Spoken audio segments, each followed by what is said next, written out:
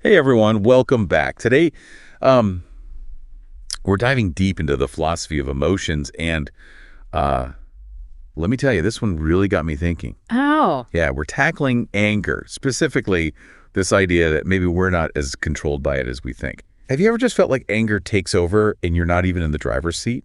I think we all have at one point or another. Exactly. Well, we're going to unpack a dialogue between a philosopher and a youth who's struggling with that exact feeling. Interesting. It's a really compelling exploration because it pushes past those typical anger management strategies. It makes you wonder, what if we fundamentally misunderstood anger all along? Okay, so to set the scene, the dialogue opens with this relatable story from the youth. Imagine you're in a coffee shop enjoying a quiet moment with your book, and bam, Oh, right? A waiter spills coffee all over you. And not just any old shirt, we're talking your brand new jacket, maybe even your favorite one, oh, I've been there. the worst. Hmm. And the youth really emphasizes how out of character their reaction was, shouting, yelling, the whole 9 yards. They paint this picture of anger as this external force that just hijacked them. Right, like it wasn't me, it was the anger. Right. But then the philosopher drops this thought bomb. What if, instead of that coffee, the youth had a knife? Would they have stabbed the waiter? Wow. And would they still be able to say, oh, the anger made me do it? That's a good question. It's a stark way to frame the issue of responsibility, isn't it? Because Uh-huh. if we let anger off the hook every time, are we really taking ownership of our actions? That's what I found so challenging. It makes you wonder, how much are we actually choosing our anger, even when it feels so instinctive? Hmm. And that's exactly where the philosopher flips the script. They argue that we don't get angry and then lash out. We get angry so that we can lash out. Anger becomes this tool, a means to an end. Okay, wait, so help me understand this. Are you saying that when I, let's say, yell at someone cutting me off in traffic, Yeah. I've consciously decided that anger is the best way to get them to, what, learn their lesson?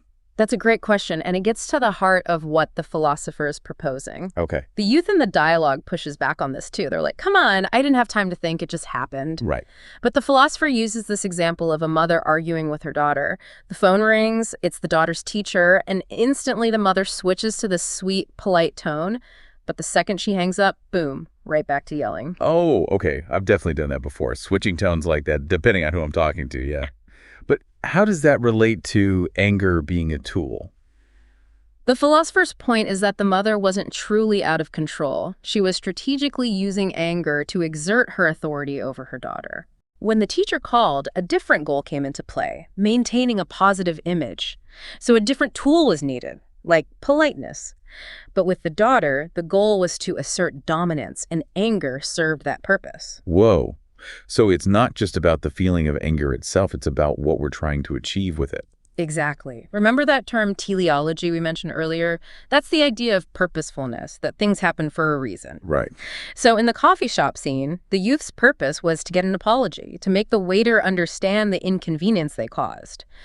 Their anger, whether they realized it or not, was serving that purpose. This is making my head spin a little. So are we really just walking around calculating how much anger we need to get what we want? It's not always a conscious calculation. But the dialogue suggests that even our seemingly impulsive anger is often directed towards a goal. Hmm. Think of it like this. Okay, I'm all ears. This is seriously making me rethink every time I've ever gotten angry. It's definitely challenging those assumptions, but think about it like this.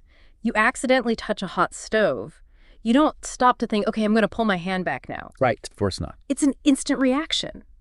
But that reaction serves a purpose to protect you from getting burned. So you're saying even though it feels automatic, there's still a reason behind it. Like my anger might feel impulsive, but it's actually triggered by something, maybe a threat to my ego or feeling like I've been treated unfairly. Exactly. It's like our subconscious is pulling out this anger tool to help us navigate the situation, even if we haven't consciously chosen to get angry. This is blowing my mind. So if we're not always consciously choosing anger, but it's still pushing us towards some desired outcome, does that mean we can choose to not be angry? Like, can we actually control it? That's the million-dollar question, isn't it? And the dialogue doesn't give us a simple yes or no answer, but it definitely pushes us to explore that possibility.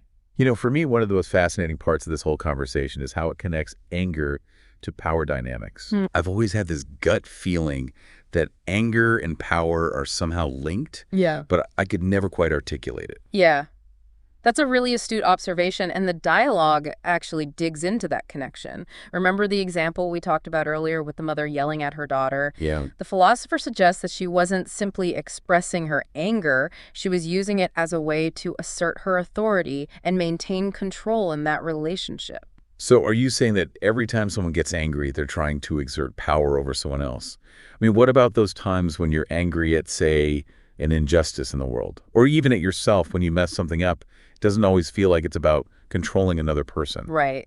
That's where things get nuanced, and it's important to remember that this dialogue is offering a framework for understanding anger, not a hard and fast rule that applies to every single situation. Okay. But even in those situations you mentioned, there's an element of power at play, even if it's not directed at another person. Okay. I'm intrigued. Break it down for me. Think about it this way. When you're angry at an injustice, you're essentially railing against a perceived imbalance of power. You might feel powerless to change the situation, and that anger, in a way, is an attempt to reclaim some sense of agency or control. That makes a lot of sense. Yeah. It's like, even though I can't single-handedly fix the injustice, my anger is a way of saying, I'm not okay with this, and I'm not going to stay silent. It's about finding my voice, even if it feels like a small one. Exactly. And even when you're angry at yourself, it's often because you've fallen short of your own expectations or standards. Yeah. You're essentially holding yourself accountable, which, again, is a form of power, be it directed inwards. Wow. So whether we realize it or not, there's often this underlying power dynamic at play, Yeah. even when anger doesn't seem outwardly directed at another person. That's really eye-opening. And the dialogue prompts us to become more aware of those dynamics, both within ourselves and in the world around us. It's like you said earlier, it's about seeing behind the curtain, recognizing those subtle power plays that are often at the root of anger. This is giving me a whole new perspective on how I see people interacting. Like, if someone's constantly using anger in a relationship, is that a red flag?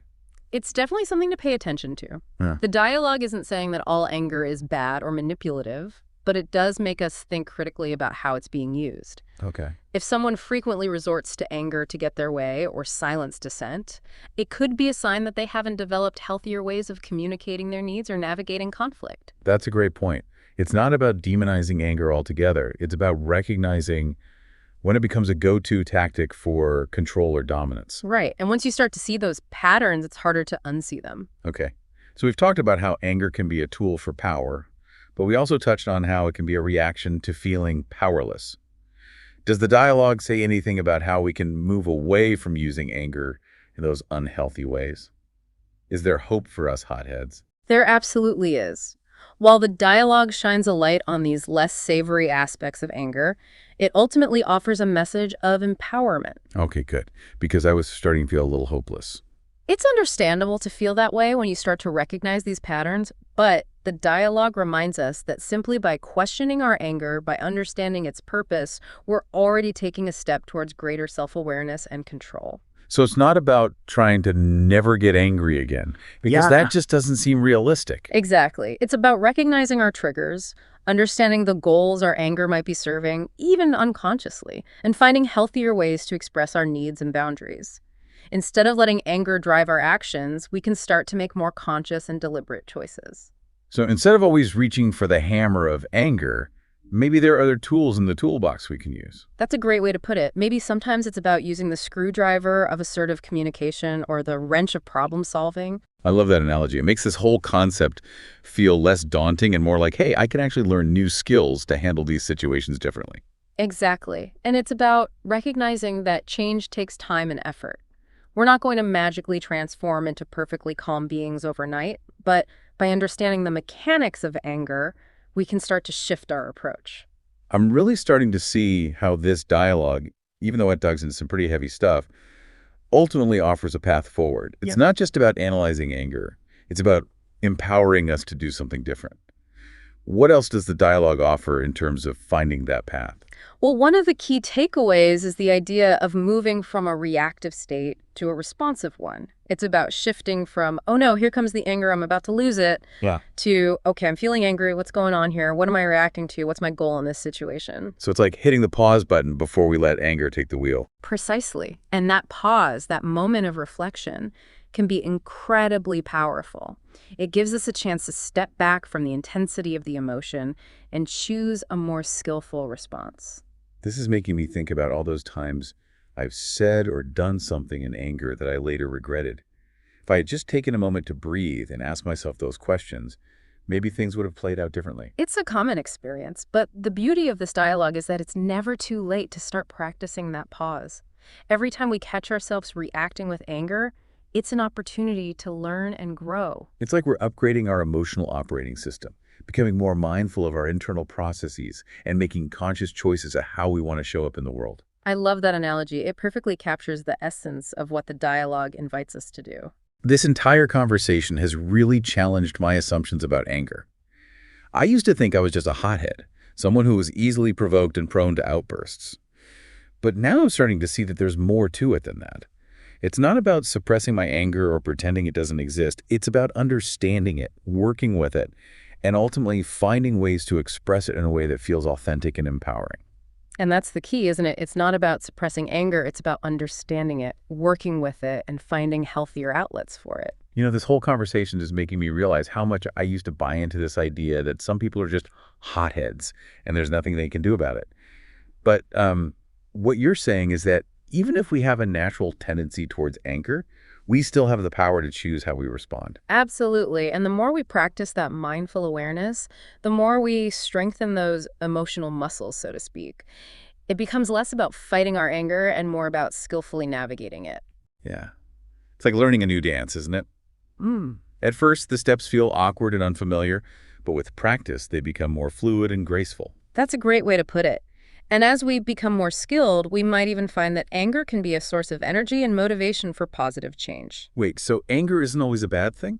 Not necessarily. Remember, the dialogue frames anger as a tool. And like any tool, it can be used for constructive or destructive purposes. If we can channel that anger towards addressing injustice, setting healthy boundaries, or even motivating ourselves to achieve our goals, it can actually be a powerful force for good. This is really shifting my entire perspective. I'm starting to see how anger, when understood and used skillfully, can be a catalyst for growth, both personally and even on a societal level. Exactly. And that's what I find so inspiring about this dialogue. It doesn't shy away from the shadow side of anger, but it also highlights its potential for transformation. So, if we can learn to harness the energy of anger in a positive way, what does that look like in practice? Does the dialogue offer any guidance on that? Well, it doesn't give us a step-by-step guide, but it does emphasize the importance of self-awareness and reflection. The more we understand our triggers, our patterns, and the underlying needs that our anger might be masking, the better equipped we are to choose a more constructive path. So it's about becoming our own emotional detectives, figuring out what's really going on beneath the surface. Exactly. And sometimes that might involve seeking support from therapists, counselors, or trusted friends who can offer an objective perspective and help us develop healthier coping mechanisms. Okay, that makes a lot of sense. It's like having a coach in the corner, guiding us as we train those emotional muscles. And remember, the goal isn't to eradicate anger altogether. It's about becoming the master of our emotions rather than letting them master us. This whole deep dive has been incredibly illuminating. It's challenged my assumptions, expanded my understanding, and honestly given me a sense of hope. I'm glad to hear that. And it's a journey that doesn't end here. The dialogue is just a starting point. It's an invitation to keep exploring our relationship with anger, to keep questioning, and to keep striving for that balance of power and wisdom. So for all of you deep divers out there, if you're struggling with anger, know that you're not alone.